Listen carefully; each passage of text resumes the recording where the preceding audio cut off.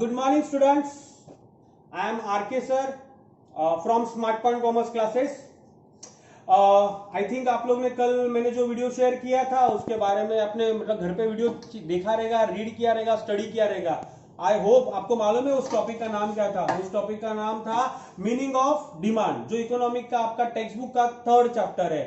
तो मैंने उसके वीडियो के अंदर आपको मीनिंग ऑफ डिमांड पढ़ाया था और इंडिविजुअल डिमांड और मार्केट डिमांड के बारे में पूरा डिटेल में आपको समझाया था. आई होप यू आपको मेरा वीडियो अच्छा लगा रहेगा. अगर अच्छा लगा रहेगा तो प्लीज सभी स्टूडेंट्स को जो घर पे बैठे हैं उनको शेयर करो, ताकि सभी लोगों को घर पे बैठने के बाद भी कुछ अच्छी चीजें समझ में आ जाएगी.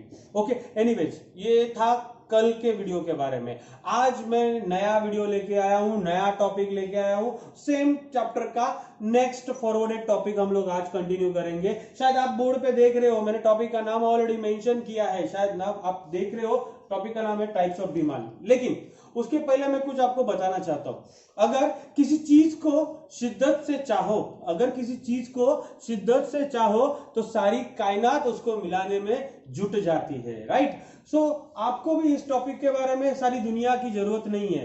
आप सिर्फ मेरा वीडियो ध्यान से देखिए, कोई दुनिया की जरूरत नहीं है. आपको मेरा वीडियो देखने के बाद ये टॉपिक खुद ब खुद ही समझ जाएगा. एनीवे, सो अब let's go for a topic now.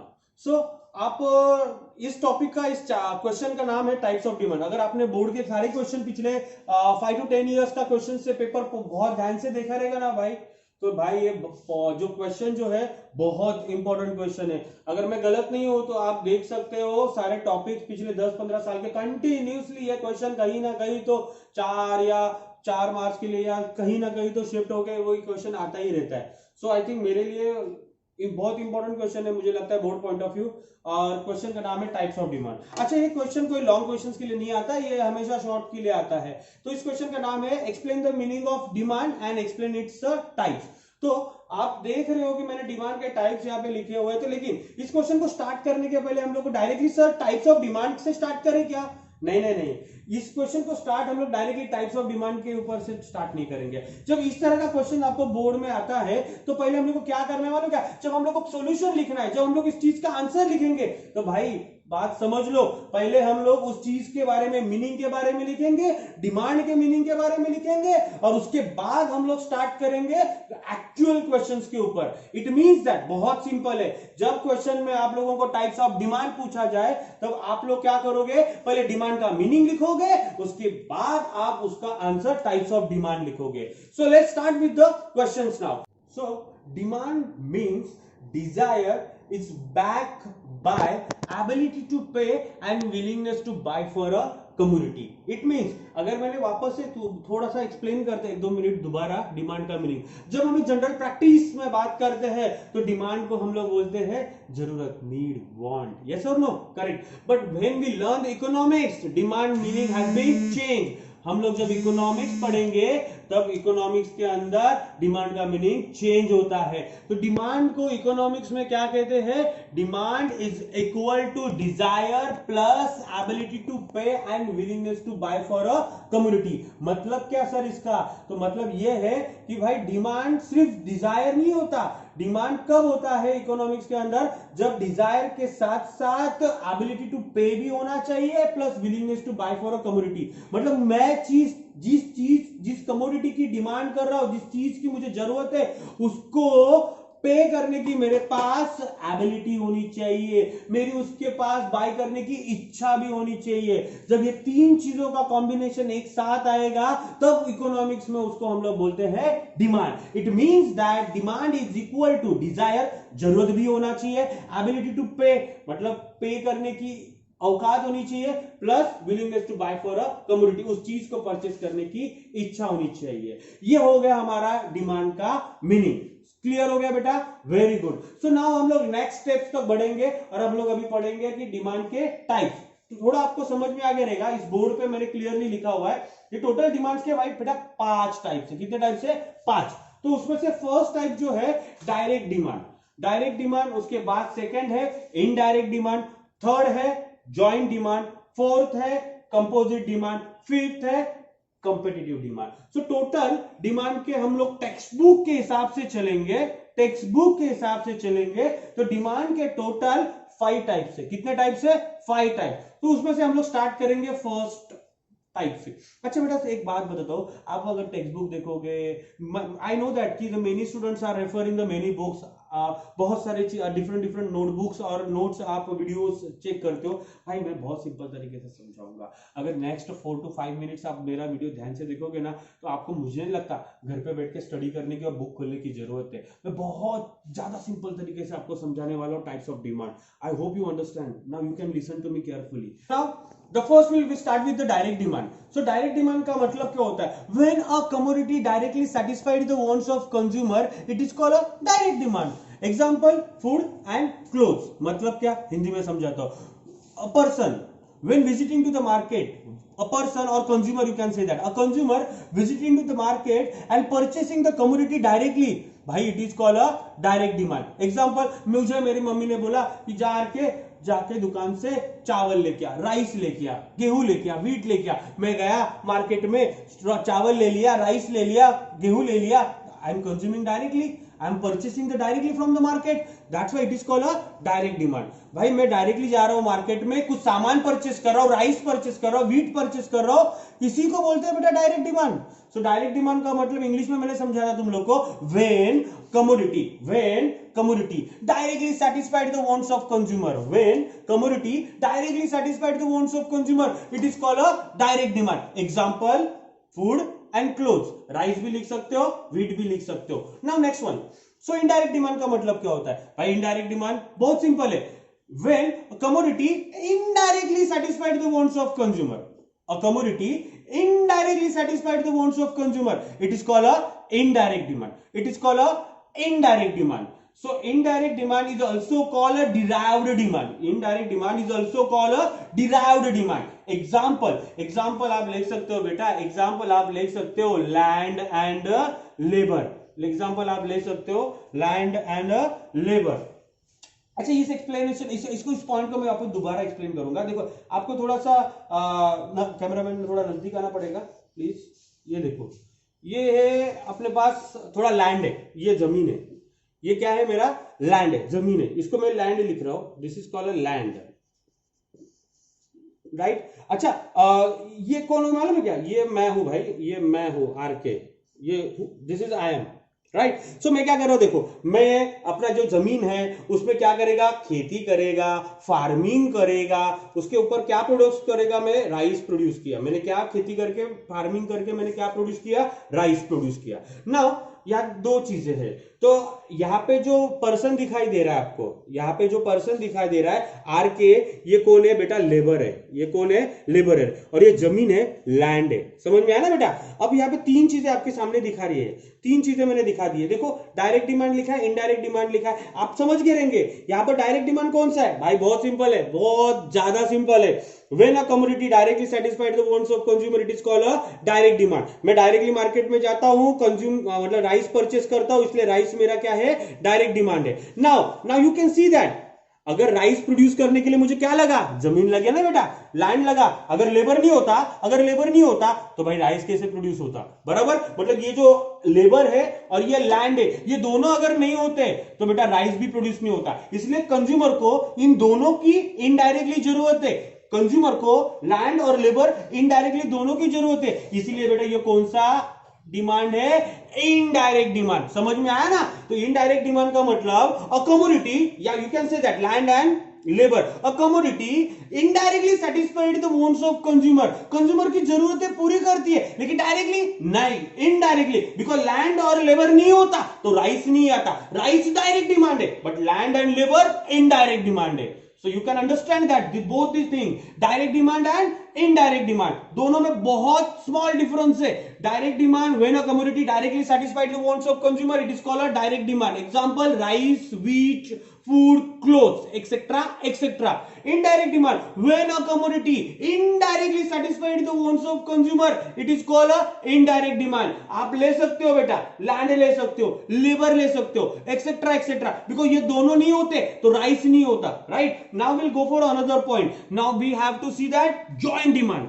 Joint demand का मतलब क्या होता है? इंग्लिश में बताऊंगा, देन उसके बारे में एक्सप्लेनेशन करूंगा। जॉइंट डिमांड का मतलब होता है when two or more commodity, when two or more commodity coming together, when two or more commodity coming together and jointly satisfied the single wants of consumer, when two or more commodity coming together and jointly satisfied the single wants of consumer, it is called a joint demand. क्या बोला sir आपने? मैं explain करूंगा बाबू, tension मत लो। Joint demand का मतलब होता है जब दो और दो से ज्यादा कोई चीजें कमोडिटी साथ में आते हैं और मिलकर सिर्फ कंज्यूमर की सिंगल वांट सेटिस्फाइड होती है, उसी को बोलते हैं joint demand. I know that आपको अभी तक समझ में नहीं आएगा, जब एग्जांपल दूंगा ना बाबू तुरंत समझ में आएगा। I repeat in English again, I would like to explain, right? When two और more commodity coming together and jointly satisfied the single wants of consumer, it is called joint demand। Example आप देख सकते हो बेटा, example यहां पे मैं लिखूंगा, मालूम है क्या? यहां पर ये टी का एग्जांपल दूंगा मैं। कौन सा एग्जांपल दूंगा? टी का एग्जांपल दूंगा। मैं ड्राइंग करता हूं, ठीक, टी निकालता हूं भाई, ये टी है मेरा। ओके, थोड़ा गर्म है, चाय आराम से पियेंगे अपन। अच्छा, tea is a demand, but बेटा मैंने क्या समझाया? व्हेन टू और more commodity coming together and jointly satisfied the single wants of consumer, ऐसा बोला ना। आपको मालूम है ना बेटा, टी बनाने के लिए अपने को क्या क्या लगता है? मालूम है ना क्या क्या लगता है? क्या क्या लगता है बेटा? पहले तो वाटर लगता है, लगेगा ना बेटा? शुगर लगेगा, बराबर है ना?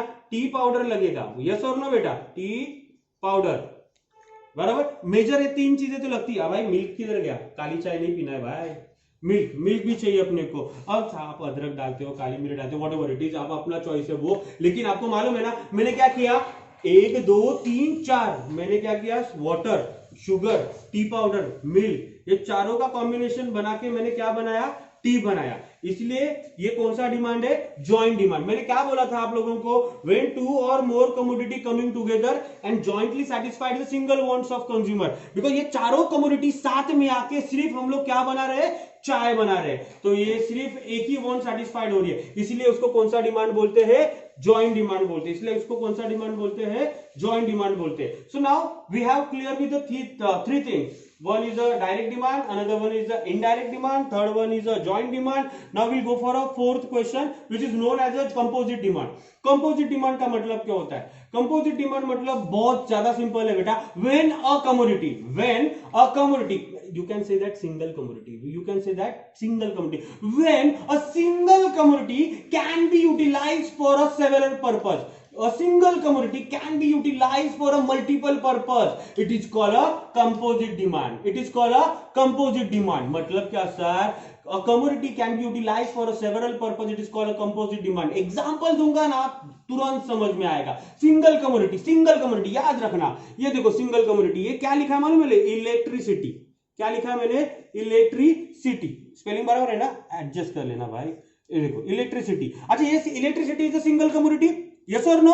सिंगल, जो कंपोजिट डिमांड एक्सप्लेन कर रहा हूं, electricity is a single commodity, but भाई electricity can be utilized for a multiple purpose. Electricity एक चीज के लिए यूज होती है? नहीं सर, ये सिंगल कमोडिटी है, बट ये बहुत सारी चीजों के लिए यूज होती है, जैसे कि लाइटनिंग, मैं शॉर्ट में लिख रहा हूं, जैसे कि कुकिंग, हीटिंग, यस और नो? देखो ये कैमरामैन भी लाइट लगा रहे हैं, बराबर ना? मतलब इलेक्ट्रिसिटी तो एक ही है, but it can be utilise for a multiple purpose, it can be utilise for a several purpose, because एक कमोडिटी हीटिंग के लिए, लाइटनिंग के लिए काम आ रही है, कुकिंग के लिए भी काम आ रही है, हीटिंग के लिए भी काम आ रही है। तो बेटा ये है अपना composite demand, because single commodity can be utilise for a several purpose, single commodity can be utilise for a multiple purpose, it is called a composite demand. बेटा अब एक लास्ट वाला पॉइंट अपना छूटा है, जरा ध्यान से सुनना, उसके बाद अपना ये टाइप्स ऑफ डिमांड है ना बेटा कवर हो जाएगा। सो लास्ट वाला जो पॉइंट है उसका नाम है बेटा कंपेटिटिव डिमांड। लास्ट का जो पॉइंट है बेटा उसका नाम है कंपेटिटिव डिमांड। अभी कंपेटिटिव डिमांड का मतलब बहुत सिंपल है। मार्केट में there are so many commodities are available in the market, right? There are two different commodity having a tough and between the competition in the market. When two और more commodity having a more competition in the market, it is called a competitive demand। जैसे example और थोड़ा simple करके बताओ भाई, आप लोग तो रोज नहाते रहेंगे, बराबर, टूथपेस्ट भी करते रहेंगे। अच्छा, आप देख सकते हो कि टूथपेस्ट में there are so many brands are available in the market, वो भी तो कमोडिटी है, जैसे कि कोलगेट है, पेप्सोडेंट है, सीबा का है, पतंजलि है। चारों चारों पांचों चीजें मार्केट में अवेलेबल है, तो इनके बीच में क्या हो रहा है, कंपटीशन हो रहा है। तो इसी को बोलते हैं बेटा कंपेटिटिव डिमांड। या एग्जांपल सोप का भी ले सकते हो, सोप के अंदर आप डिफरेंट डिफरेंट सोप यूज करते हो नहाने के लिए, कोई डव यूज करता है, लक्स यूज करता है, रेक्सोना यूज करता है, हमाम यूज करता है, so many soaps are available in the market, लेकिन सारों के अंदर क्या हो रहा है, कंपटीशन हो रहा है। तो इसीलिए इनको कौन सा डिमांड बोलते हैं बेटा, competitive demand बोलते हैं। when two or more commodity available in the market but having a tough and steep competition in the market, that is called a competitive demand, it is called a competitive demand। बेटा I hope ये पांचों चीजें आपको अच्छे से समझ में आई रहेगी, राइट। पांचों चीजों के बारे में मैंने प्रॉपर एक्सप्लेनेशन आपको फोन मतलब वीडियो पे एक्सप्लेन किया है।